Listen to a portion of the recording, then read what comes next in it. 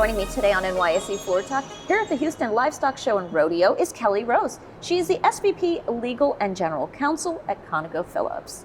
Kelly, wonderful to have you here. Thanks for joining me. Great to be here. Thanks for inviting me. Thank you. So now let's start off by learning more about you. Tell me about yourself and also tell me about ConocoPhillips. Sure. Well, I'll start out by telling you a little bit about ConocoPhillips and then I'll get to me. We are a premier exploration and production company with operations, diversified operations in 13 countries around the world. We've got key positions in the unconventional plays in the US and in Canada.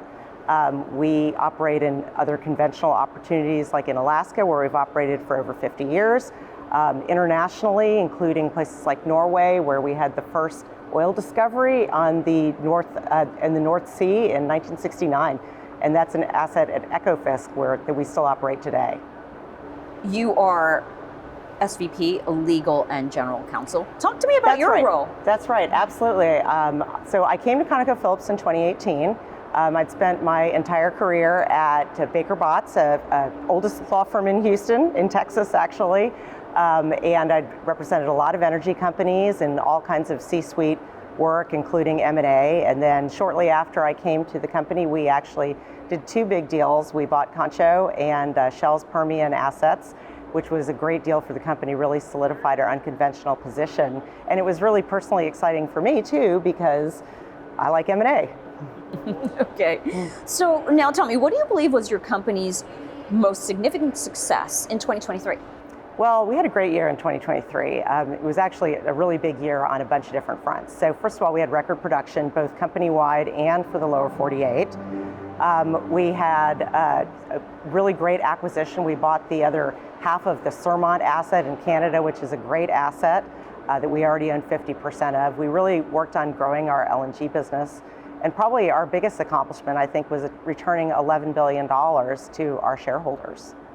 And how is ConocoPhillips different from other energy companies? Well, I think what really differentiates our company is our real focus on shareholder returns. We've got durable cash flows and shareholder returns. And we were actually at the NYSE in April of last year. We announced an updated 10-year plan that's designed just to do just that, to be able to reward our shareholders now and in the future by having a portfolio that balances both short cycle and long cycle. Kelly, tell me, how does ConocoPhillips support Rodeo Houston? Well, we think it's really important to support the communities where we live and work, and our partnership with the Houston Livestock Show and Rodeo is just one example of that. We actually have been the presenting sponsor of the Rodeo Run, which is a 5 and 10K run walk that kicks off the rodeo. We've done that since inception. That's over 35 years ago, and that Rodeo Run actually supports the Houston Livestock Show and Rodeo's educational fund and provides college scholarships, and we've raised probably over $5 million over the years for those. It was a great day this past year, or actually just a few weeks ago. Beautiful weather. We had over 11,000 runners and walkers. We had over 600 ConocoPhillips employees come out either to run or walk or to volunteer, and I'm really proud of them for really coming out and supporting their community. Mm-hmm. And finally, tell me, what's your favorite thing to do when you visit the rodeo? Is it maybe coming here to listen to a concert? Right now we have a sound check that's going on. That is really hard. The rodeo has so many fun things to do.